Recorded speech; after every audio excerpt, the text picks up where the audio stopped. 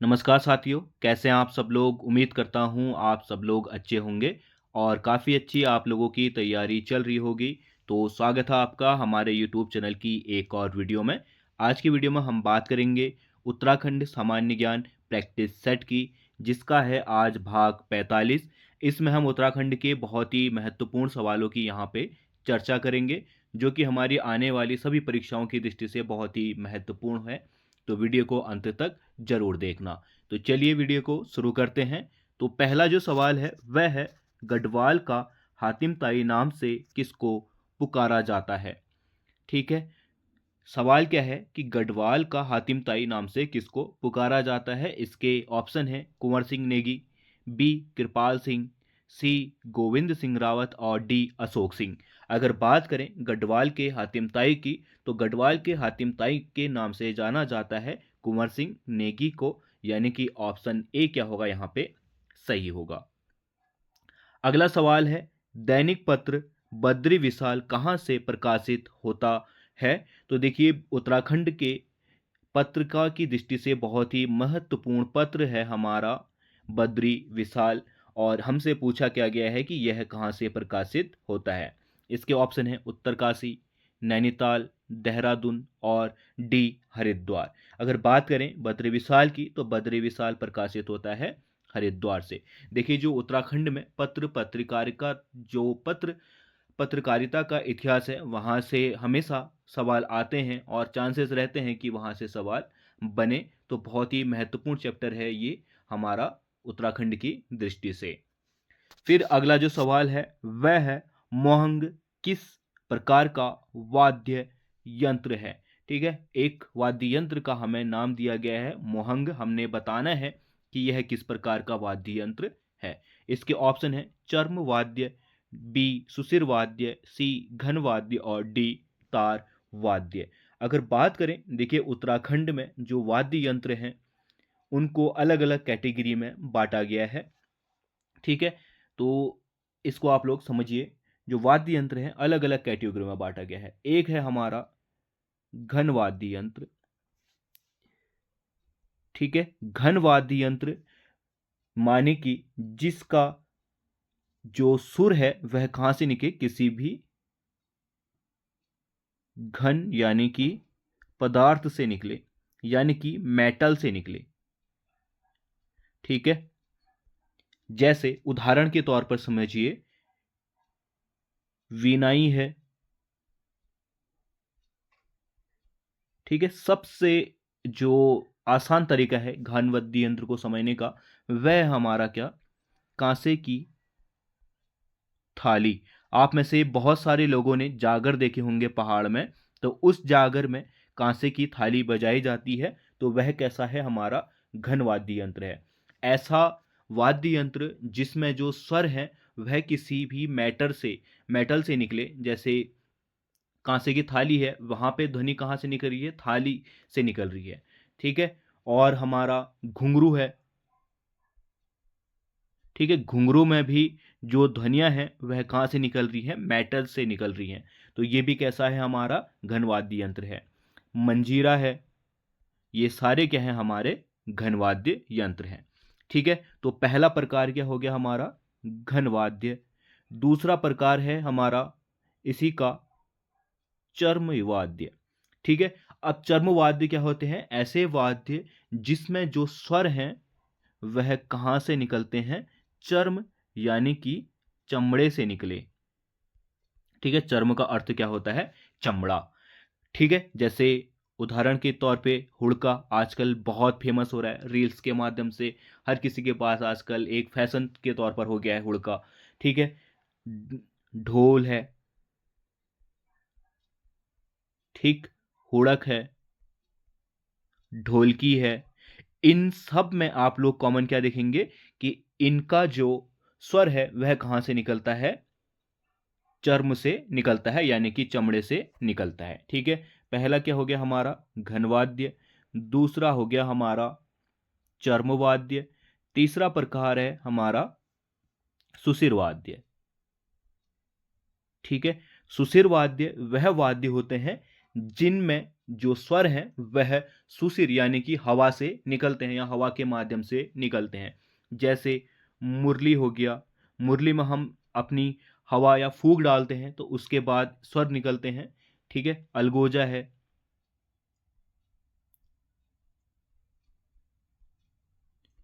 ठीक, मसकबीन है। मसकबीन आपने जो नचैया दमैया होते हैं उनमें देखा होगा, मसक बीन। ठीक है, और इसी में एक होता है हमारा मोछंग। ठीक है, मोछंग। ठीक, यहां पे ये मोहंग नहीं, ये क्या होगा, मोछंग होगा। ठीक है, तो मोछंग कैसा वाद्य यंत्र है, हमारा सुशिर वाद्य यंत्र है। ठीक है, इसी में एक और प्रकार होता है हमारा चौथा, वह होता है हमारा तांत या तार वाद्य यंत्र। ऐसे यंत्र जिसमें तार की जो तार है उसके माध्यम से स्वर निकलते हैं उसको हम तात या तार वाद्य यंत्र कहते हैं। जैसे सिंपल सा गिटार। ठीक है, गिटार में जो ध्वनियां हैं किसी एक तार से आती है। सारंगी है, ठीक है, एक तार होता है एक, उसमें एक तार के माध्यम से जो स्वर हैं वह निकाले जाते हैं। एक इसी में दो तार होता है। ठीक है, ये क्या है, हमारे उत्तराखंड में वाद्य यंत्र के प्रकार हैं। ठीक है, तो मोछंग किस तरीके का वाद्य यंत्र हो गया, ये छ है, हाँ, मोछंग हो गया हमारा सुशिर वाद्य यंत्र है ये। फिर है अगला सवाल, अतीत का स्वप्निल नगर किसे कहा जाता है। इसके ऑप्शन है ए देहरादून, बी हल्द्वानी, सी मसूरी और डी चंपावत। ठीक है, अतीत का स्वप्निल नगर कहा जाता है, डी चंपावत को अतीत का स्वप्निल नगर कहा जाता है। काली कुमाऊं भी इसे कहते हैं। ठीक है, काली कुमाऊं में यहाँ से हर्षदेव ओली बहुत ही प्रसिद्ध रहे थे यहाँ के। ठीक है, और जो पहले क्रांतिवीर थे कालू सिंह मेहरा वह काली कुमाऊं यानी कि चंपावत के ही बिसंग गांव के थे। ठीक है, फिर है अगला सवाल, टिहरी में पहले प्रिंटिंग प्रेस की स्थापना किस शासक ने की थी। तो इसके ऑप्शन है सुदर्शन शाह, प्रताप शाह, कीर्ति शाह और नरेंद्र शाह। तो देखिए, जब उत्तराखंड में टिहरी शासन चला था तो टिहरी शासकों ने बहुत ही महत्वपूर्ण योगदान किया था उत्तराखंड में।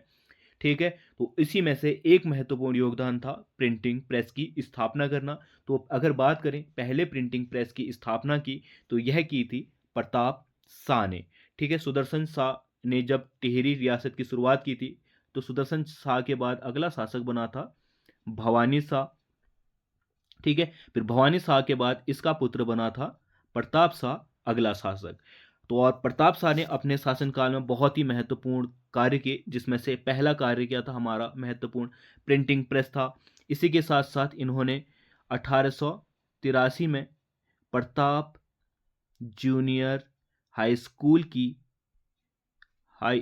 की स्थापना की और इसी स्कूल से पहली बार अंग्रेजी शिक्षा, ठीक है, अंग्रेजी शिक्षा का जो शुरुआत है वह इसी इंटर कॉलेज से की गई थी, प्रताप जूनियर हाई स्कूल से। ठीक है, और इसी के साथ साथ प्रताप शाह ने पहले सफा खाने यानी कि दवाई खाने की स्थापना की थी। ठीक है, और इसी के साथ इसने पहले न्यायालय की स्थापना की थी। ये क्या है, इसके कुछ महत्वपूर्ण कार्य हैं। इसके साथ ही बहुत और भी महत्वपूर्ण कार्य हैं इसके। ठीक है, वह हम किसी अपनी वीडियो में बात करेंगे उसके बारे में। फिर है अगला सवाल, कुमाऊनी शब्दावली में गौचर किसे कहा जाता है। तो देखिए, इस तरीके से सवाल आजकल यूके ट्रिपल एस सी बहुत पूछ रहा है, कुमाऊनी या गढ़वाली शब्दावली। तो उसमें से आप लोगों ने इसमें इस वाले टॉपिक में बहुत ही गौर करना पड़ेगा। ठीक है, जो पहाड़ी हैं उनको तो इतना नहीं लगता, परंतु जो मैदानी क्षेत्र में है हमारे हरिद्वार, हल्द्वानी और ये उधम सिंह नगर, देहरादून, इन क्षेत्रों में जो लोग पहाड़ी नहीं जानते हैं उन लोगों को थोड़ी दिक्कत होगी। तो वह लोग इस टॉपिक में थोड़ा मेहनत कीजिए, क्योंकि यहाँ से आप लोग कुछ पिछले 4-5 एग्जाम उठा लीजिए, यहाँ से सवाल आ रहे हैं कुमाऊनी शब्दावली से या फिर गढ़वाली शब्दावली से। ठीक है, तो ऐसे हमें एक कुमाऊनी शब्दावली दी गई है गौचर, हमने बताना है कि इसका अर्थ क्या है। ठीक है, तो गौचर का इसके ऑप्शन है गहरा, पंचक्की, गौशाला और चरागाह। तो देखिए जो गौचर है वह कहा जाता है हमारा चरागाह को। जो कुमाऊनी भाषा है उसमें गौचर, पनघट, ये दोनों शब्द बहुत ही प्रचलित हैं। गौचर उनके ऐसे क्षेत्रों को कहा जाता था जो जहाँ पे वह अपनी गाय या जो बकरियां हैं, भैंस हैं, बैल हैं, उनको चराने के लिए जाते थे, ठीक है, या घास चुगाने के लिए जाते थे, उसको कहा जाता गौचर। और जो पनघट एरिया है उनका, जहाँ पे नौले धारे उन वह बनाते थे, उसको कहा जाता था पनघट। ठीक है, तो एक साथ ही होते थे ये गौचर पनघट। तो इसलिए गौचर पनघट बहुत ही महत्वपूर्ण शब्दावली है कुमाऊनी में। फिर है अगला मुख्यमंत्री। ये डाल पोषक नहीं, दाल पोषक है ये, ठीक है, थोड़ा लिखने में मिस्टेक हो गया, मिसप्रिंट हो गया ये। ठीक है, मुख्यमंत्री दाल पोषक योजना कब जारी हुई थी? तो देखिए मुख्यमंत्री जो हमारे हैं अभी, ठीक है, उनके द्वारा दाल पोषक योजना का आरंभ किया गया था। और ये कब किया गया था? इसके ऑप्शन है 2019, 2017, 2018 और 2020। और अगर बात करें इसकी स्थापना कब हुई थी, तो इसकी जो स्थापना हुई थी या इसकी जो आरंभ हुआ था वह हुआ था 12 सितंबर 2019 को। हमारे मुख्यमंत्री पुष्कर सिंह धामी द्वारा इसको शुरू किया गया था।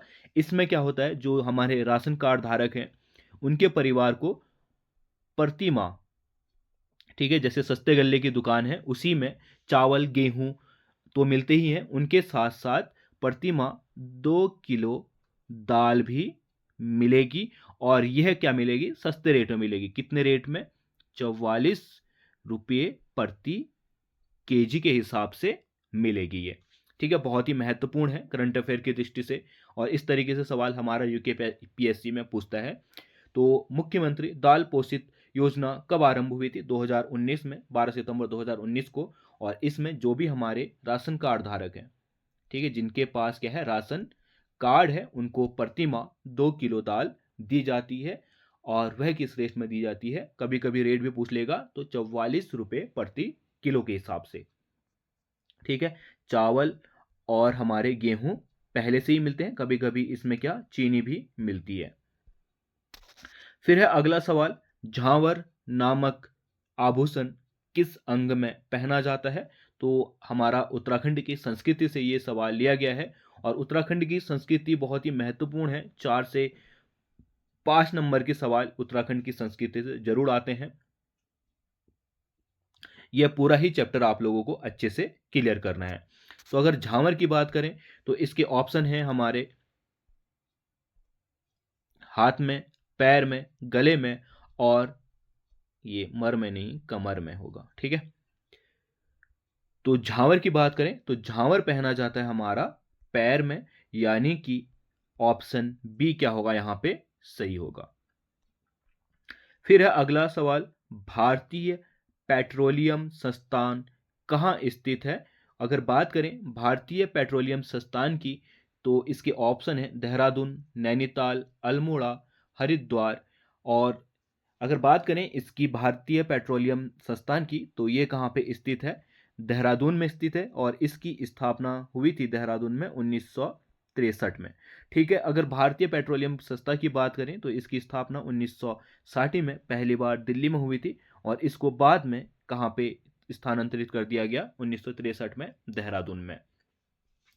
ठीक है, फिर है अगला सवाल, सूची 1 को सूची 2 से सम्मिलित कीजिए। तो देखिए इस तरीके से सवाल आजकल बहुत पूछ रहा है यूके ट्रिपल एससी। ठीक है, तो हमने क्या करना है, एक हमें दी गई है सूची 1 और हमको उसको किसके साथ मिलाना है? सूची 2 के साथ मिलाना है। देखिए जो हम पहले बहुत हमने आप लोगों ने कक्षा 5 8 तक बहुत तरीके से इस तरीके से सवाल आते हैं कि मिलान कीजिए वाला, तो उसी तरीके से ये हमारा सवाल है। तो हमें यहाँ पे बताना है कि सूची 1 से सूची 2 कौन सा मिलता है। ठीक है, अगर बात करें हम भीमताल की, तो भीमताल कहाँ स्थित है? नैनीताल में। मनसा देवी की बात करें, मनसा देवी कहाँ है? हरिद्वार में। ठीक है, मैसी जलप्रपात कहाँ है? मसूरी में। और भागीरथी नदी कहाँ से निकलती है? गंगोत्री से निकलती है। तो पहले का दूसरा किस में है हमारा? डी ऑप्शन में है, ठीक है, और ऑप्शन भी मिला लेते हैं। दूसरे का 3, ठीक है, तीसरे का पहला, ठीक है, चौथे का चौथा, ठीक है, यानी कि हमारा ऑप्शन डी क्या होगा, इसका सही आंसर होगा। ठीक है, सूची, ये वाला क्वेश्चन बहुत ही आसान भी रहता है, क्योंकि इसमें अगर आपको दो भी मालूम है, एक दो नहीं मालूम है, तब भी आपका काम यहाँ पे बन जाता है। ठीक है, तो ये क्या थे आज की वीडियो के कुछ इंपॉर्टेंट सवाल थे। उम्मीद करता हूँ आपको सवाल पसंद आए होंगे। अगर वीडियो पसंद आई है तो वीडियो को लाइक कर देना, और चैनल में नए हो तो चैनल को सब्सक्राइब करके ज़रूर जाना। हम मिलते हैं अगली वीडियो में, तब तक के लिए बाय।